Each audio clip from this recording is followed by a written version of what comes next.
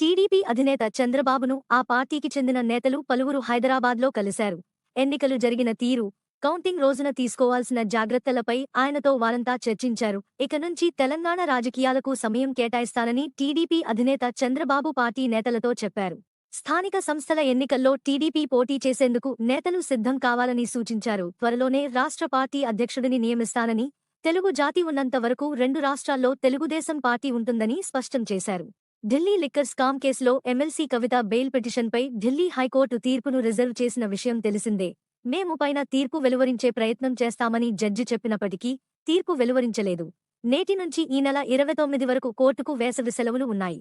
దీంతో సెలవుల తర్వాతే బెయిల్ పిటిషన్పై తీర్పు వచ్చే అవకాశముందని లీగల్ ఎక్స్పర్ట్స్ చెబుతున్నారు. మరోవైపు ఈ నెల 3న కవిత కస్టడీ ముగియనుంది.